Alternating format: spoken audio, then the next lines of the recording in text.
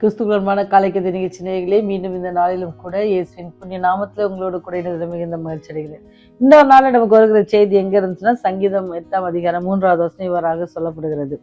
உமது விரல்களின் கிரியைகளாகிய உம்முடைய வானங்களையும் ஸ்தாபித்த சந்திரன்களையும் நட்சத்திரங்களையும் நான் பார்க்கும் பொழுது. நீங்க யாராவது நைட்ல வானத்தை நோக்கி பார்த்துருக்கீங்களா? எல்லாருக்கும் அது ரொம்ப பிடிச்ச ஒரு காரியம். ஏன்னு சொன்னா, நீங்க இரவுல பார்த்தீங்கன்னு சொன்னா அழகா இருக்கும். நட்சத்திரம், சந்திரன், அதெல்லாம் பார்க்கும்போது ரொம்ப அழகா இருக்கும். பகல்ல நீங்க சூரியன் என்ன செய்ய முடியாது, பார்க்க முடியாது, பிரகாசம் வெளிச்சம் அதனால. ஆனா இரவுல பார்த்தீங்கன்னா ரொம்ப அழகா இருக்கும். அது நமக்கு ஒரு மன அமைதியை தரும். முடிஞ்சா இன்னைக்கு நைட் கூட நீங்க என்ன செய்யலாம், போய் பாருங்க. அதை பார்க்கும்பொழுது ஆண்டவர் எப்படி, அவருடைய வல்லமை எப்படிப்பட்டது அப்படின்ட்டு நமக்கு தெரியும். நீங்க பார்த்தீங்கன்னா நிறைய ஆராய்ச்சியாளர்கள், விஞ்ஞானிகள் என்ன செய்யறாங்க அப்படின்னு சொன்னா, ஒவ்வொன்றும் எப்படி உருவாக்கப்பட்டது, இது நிஜம்தானா அப்படின்னா ஓடி ஓடி ஆராய்ஞ்சு பார்க்குறாங்க. ஆனால் எல்லாத்துக்கும் பதில் எங்கே வச்சிருக்காரு ஆண்டவர் வச்சு, இந்த வேதாகத்தில் வச்சிருக்காரு. அதுக்கு நம்ம என்ன செய்யணும், இதை வாசிக்கும் போது நமக்கு தெரியும். நீங்கள் பார்த்தீங்கன்னா சர் ஐசக் நியூட்டன் அவர் பார்த்தீங்கன்னா 1642 1727 வரைக்கும் மிகவும் இங்கிலாந்தில் புகழ்பெற்ற ஒரு கிறிஸ்தவ விஞ்ஞானியாக இருந்தார். அவர் என்ன செய்வார், அதிகமாக தேவனை நேசித்தவர். அவரது வார்த்தையை என்ன செய்வார், அவரு ரொம்ப வாஞ்சிப்பார் ஆண்டவர். ஏன்னா இந்த வேதத்தை அவங்களுக்குலாம் இப்படி ஞானம் ஏன் ஆண்டவர் தந்தாருன்னு சொன்னா, இந்த வேதத்து மேல அவங்க வைத்திருக்கிற ஒரு வாஞ்சியும் ஆர்வம் தான். அதனாலதான் அவங்களுக்கு ஆண்டவர் பெரிய பெரிய காரியங்களை கண்டுபிடிப்பதற்கு. ஏன்னு சொன்னா அதெல்லாம் யாராலதான் முடியும், நம்முடைய கர்த்தராகிய இயேசு கிறிஸ்துவாலதான் நம்ம முடியும். அந்த ஆண்டவர் என்ன செய்வாருன்னு சொன்னா, யார் அதற்காக ஊக்கப்பட்டு அல்லது யார் ரொம்ப வாஞ்சியா இருக்காங்களோ அதனாலதான் இந்த பெரிய பெரிய விஞ்ஞானிகளை நம்ம பார்க்க முடியுது. நீங்கள் பார்த்தீங்கன்னா அதில் எல்லாருமே மோஸ்ட் ஆஃப் தம் என்ன செய்வாங்க, ஆண்டவர் தான் இதுக்கு காரணர் அப்படின்னு சொல்லி முடிச்சிருப்பாங்க. அதே போல் இவர் என்ன பார்த்தீங்கன்னு சொன்னால், அவர் இந்த சிருஷ்டிப்பின் காரியம் அதெல்லாம் அவர் படிக்கும்போது அவருக்கு ரொம்ப ஆச்சரியம். ஆண்டோடைய வார்த்தையினால என்ன செஞ்சிட்டாரு, இப்படிப்பட்ட வல்லமையான காரியங்கள் எல்லாம் பண்ணியிருக்காரு. அதை ஆராய்ச்சி செய்வதற்கு நமக்கு என்ன இல்லை, ஞானம் பத்தலை. ஆனால் அவர் வாயில சொன்ன வார்த்தை என்னது, பெரிய பிரபஞ்சத்தையே உருவாக்கிடுச்சு அப்படின்னு சொல்லி.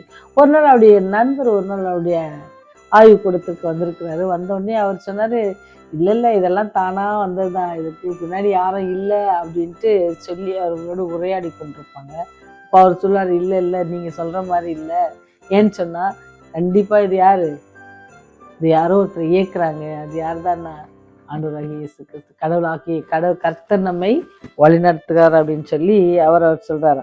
அப்போ அவர் சொல்றாரு, நீங்க பாருங்க, இந்த கிரகங்கள்லாம் எவ்வளவு அழகா அது பாட்டு சுத்திட்டு இருக்கு, ஒண்ணுக்கு ஒண்ணு முரண்பாடு இல்லாதபடிக்கு. இதெல்லாம் இயக்குறவர் யாருன்னு நினைக்கிறீங்க, அவர் அவருடைய வார்த்தை தான் அப்படின்னு சொல்லி அவருக்கு சொல்றாராம். ஆனா வந்தவர் என்ன செய்யறாரு, திருன்னு முழிக்கிறாரு. நீங்க பாருங்க, ஒரு கார் எடுத்துங்க, அது 4 வீல்ல என்ன செய்யுது, அழகா இன்ஜின் இந்த மாதிரி ஓடும் பொழுது நமக்கு ஆச்சரியமா இருக்கும். இதை கண்டுபிடிச்சது யாருதான், மனுஷன் தானே. ஆனா இந்த ஞானத்தை கொடுத்தவர் யாருன்னு சொன்னா, ஆண்டவர் தான். ஆண்டவர் அதனால சொல்றது, சங்கீதக்காரன் சொல்றா, உமது விரல்களின் கிரியைகளாகிய உம்முடைய வானங்களையும் நீ ஆண்டவருடைய கரங்கள் என்னது, எல்லாத்தையும் ஸ்தாபித்தது.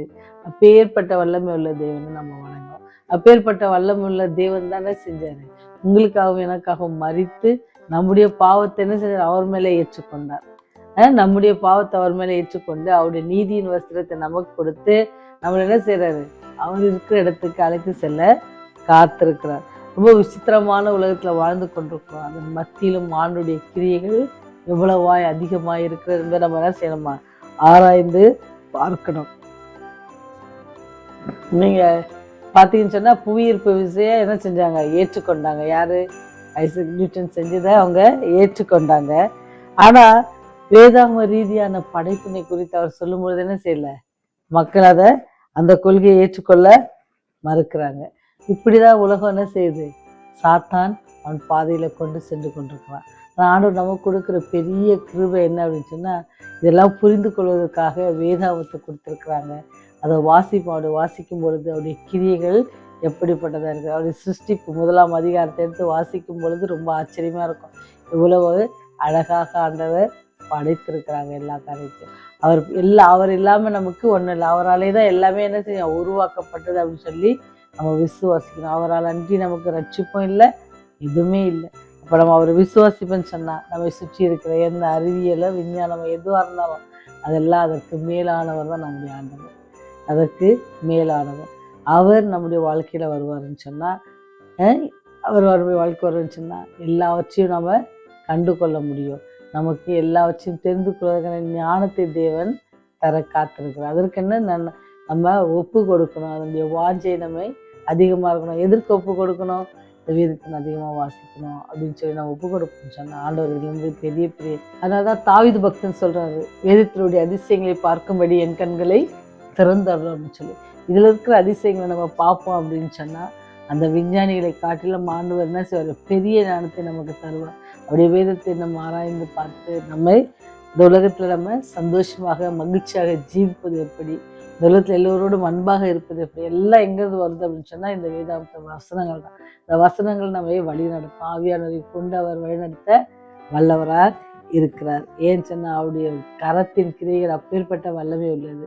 அப்பேற்பட்ட வல்லமை உள்ள கர்த்தரை ஆராதிக்கிற நீங்களும் நானும் என்ன செய்யணுமா? அவர் அதை பெற்றுக்கொள்ள, அதை தியானிக்க ஞானம் குறைவுள்ளவர்களாக இருக்கும். அதை நம்ம கேட்டு பெற்றுக்கொள்ளலாம் அப்படின்னு சொல்லி இந்த நாள் நமக்கு வருகிற செய்தியா இருக்கிறது.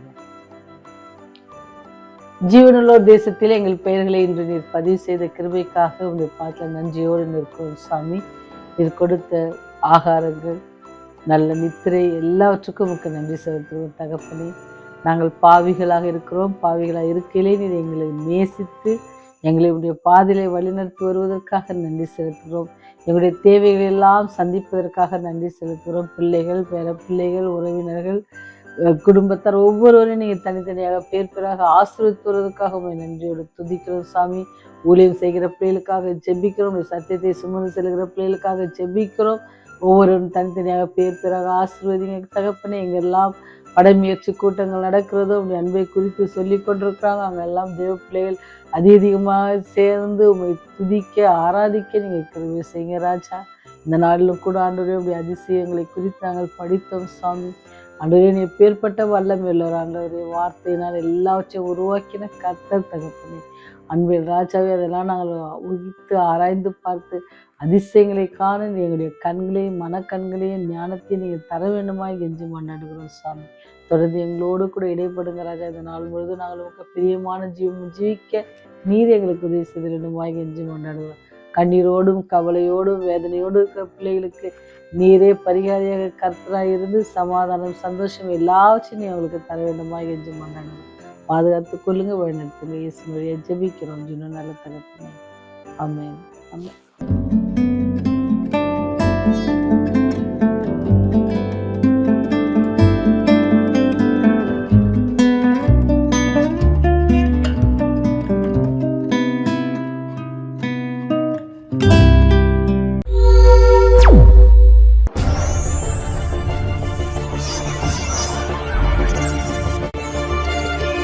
நீங்கள் பார்த்துக் கொண்டிருப்பது உங்கள் ரிவைவல் டிவி.